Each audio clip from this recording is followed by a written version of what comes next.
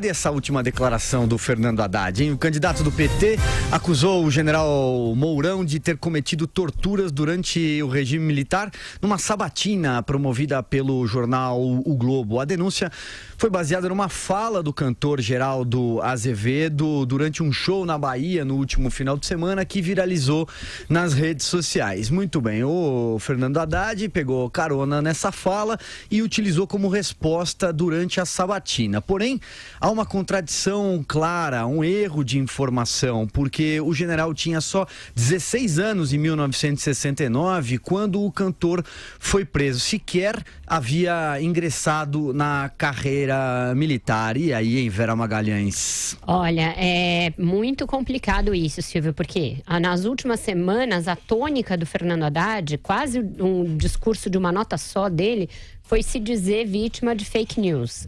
Ele e o PT e também a vice Manuela Dávila seriam vítimas de uma onda de fake news. Ele até se referiu a isso ontem, citou números no Roda Viva de quantidades de WhatsApps que teriam sido passados com referências caluniosas a si, a sua família, a própria vice, a outras figuras do PT, via WhatsApp, via redes sociais, etc.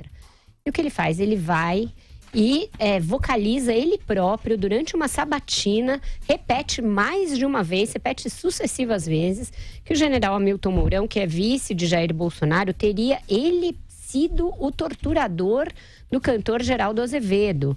Repetiu isso várias vezes, até ser corrigido pela mesa, pelos palestrantes ali, pelos sabatinadores.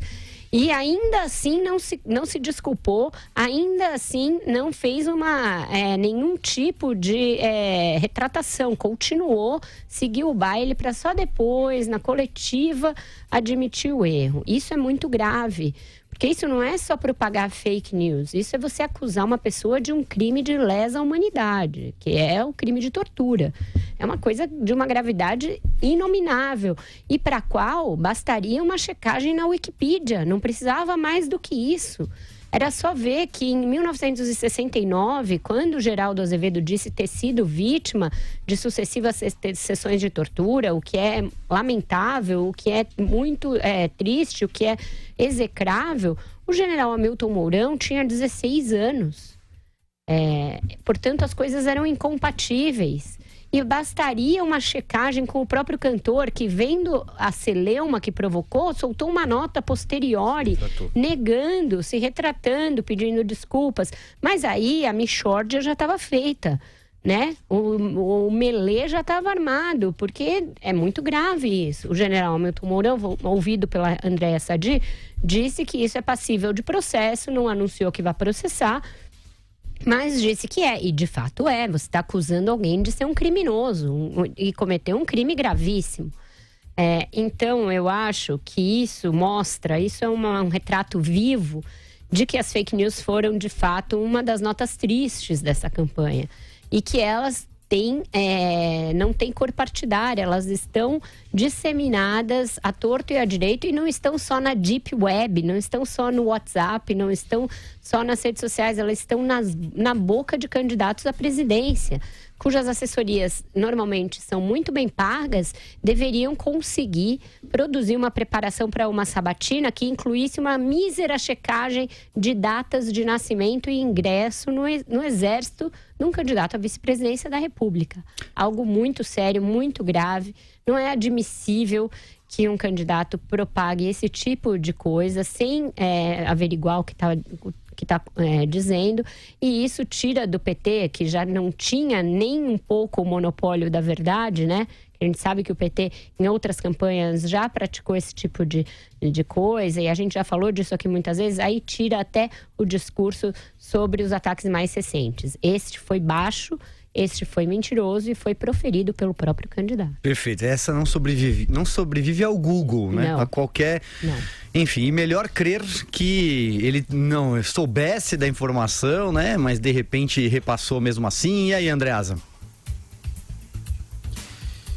Eu não me lembro, Silvio, de uma campanha tão cafajeste, tão canalha, tão baixa, né? E é uma campanha cujas mentiras se desenvolvem no passado. né? Quer dizer, são muitas mentiras, sempre se mente muito em campanha, mas nessa não é nem que se esteja fazendo mentira propositiva, coisas impossíveis de serem realizadas, não. Estão mentindo sobre o passado.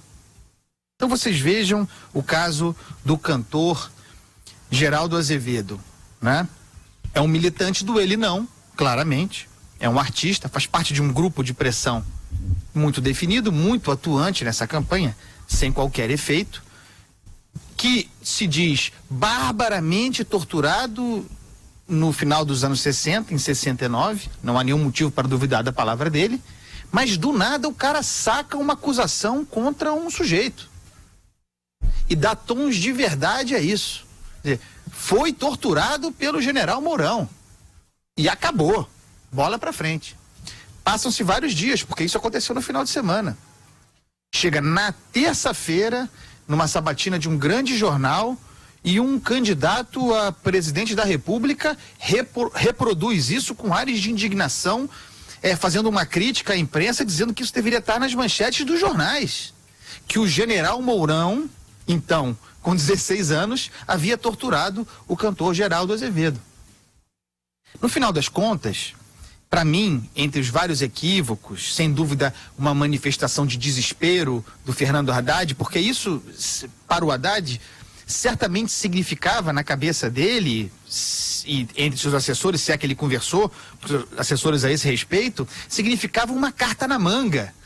Vejam que loucura o sujeito supor nessa altura do campeonato, com tudo que já se sabe sobre o Jair Bolsonaro e com tudo que já se falou a esse respeito, a respeito dele, com o fato de ele ter ido, no dia da votação do impeachment, feito uma homenagem ao brilhante Ustra, esse sim, conhecido, reconhecido torturador na ditadura, o Fernando Haddad achar que puxar essa carta da manga faria, nesta altura do campeonato, alguma diferença na eleição.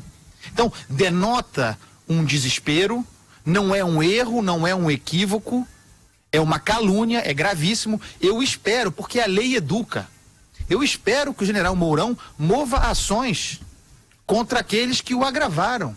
É assim que funciona. É muito melhor assim do que partir para o enfrentamento. Não é suficiente o desmentido do Geraldo Azevedo, porque é um desmentido, sinceramente, meio, eu falei, mas não importa, porque o que eu quis dizer está valendo. O negócio é derrubar o Bolsonaro. E também da parte do Fernando Haddad, muito arrogante, como é da sua natureza, muito vaidoso, é um reconhecimento de um erro, que não é erro, é muito mais, mas também num ambiente de que a sua posição política nesse enfrentamento com o Bolsonaro é moralmente superior, de modo que justificaria esse tipo de recurso. Fake news é a dos outros. E também há aí nessa fala, isso é um ponto muito importante, da parte do Fernando Haddad e da esquerda brasileira, em parte como decorrência da ditadura militar, há um ódio ao exército, há um ódio às Forças Armadas, há um ódio à figura do militar. Como se todo militar, num determinado imaginário muito pobre, muito precário da esquerda brasileira, de que o Fernando Haddad é grande representante, grande símbolo, como se todos os militares fossem torturadores, como se fossem ditadores potenciais, o que é uma grande mentira, uma grande farsa. Os militares hoje estão cumprindo a sua missão constitucional e ajudando os estados em flagelo muitas vezes. Mas subentendido, aí está um desprezo muito grande pelas Forças Armadas, nunca escondido pelos petistas, nem pelo Lula, nem pela Dilma Rousseff, que sempre, aliás pelo Fernando Henrique também, sempre tentaram minar a posição das Forças Armadas, que pagam até hoje pelos erros cometidos no período militar.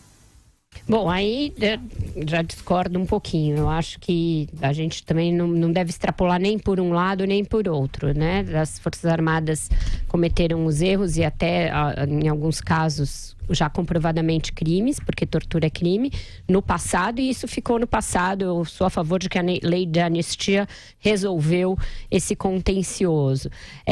E acho que, às vezes, os militares também fazem questão de trazer esse passado de volta à baila, com ali ódios ao período, etc. Acho que tem problemas dos dois lados. Na fala do Fernando Haddad, quando ele vai mencionar a fake news que ele propagou, tem embutida de novo a arrogância dele, né? Porque qual foi a primeira reação dele? Dizer que o Bolsonaro foi à TV, dizer que ele é ateu e que não houve grande indignação com esse discurso. Aliás, essa é uma formulação que está sendo muito usada nesta campanha, né? Aponta-se algo, uma fala, um erro, um problema de um candidato, e aí seus apoiadores ou ele próprio vêm e dizem: mas quando foi o fulano vocês não falaram nada. Tá errado isso. Isso é um truque de retórica. Tem que se falar quando é um, quando é outro, e as coisas são estanques. E o que tem a ver dizer que o Fernando Haddad é ateu com o fato dele imputar um crime a outra pessoa? Ser ateu não é crime. Ele pode dizer, não, ele mentiu a meu respeito, eu não sou ateu, mas até aí, se o Bolsonaro assim o disse, não estava imputando ao Fernando Haddad o cometimento de um crime. São coisas de natureza completamente diversa e, como tais, devem ser tratadas. Sob pena da gente ficar comparando laranja com banana. O mesmo aconteceu na véspera, diante da fala do Eduardo Bolsonaro a respeito do fechamento do Congresso. Muita gente ficou, mas vocês não falaram isso, vocês não falaram aquilo. Falamos aqui neste programa por ocasião da fala do José Dirceu longamente a respeito. Então, uma coisa não minimiza a outra. Ambas são passíveis de comentário, de crítica e de admoestação, porque é assim que se procede uma crítica honesta intelectualmente. Muita gente cobrando, falem disso, falem daquilo. Aqui se fala de tudo, de todos. A mesma coisa, não dá para o Haddad vir comparar alhos e bugalhos, uma crítica de ser ateu ou não ser ateu, com algo que é você dizer que uma pessoa cometeu um crime que ela não tinha sequer idade para cometer. Quanto mais propensão e tendência a cometer um crime.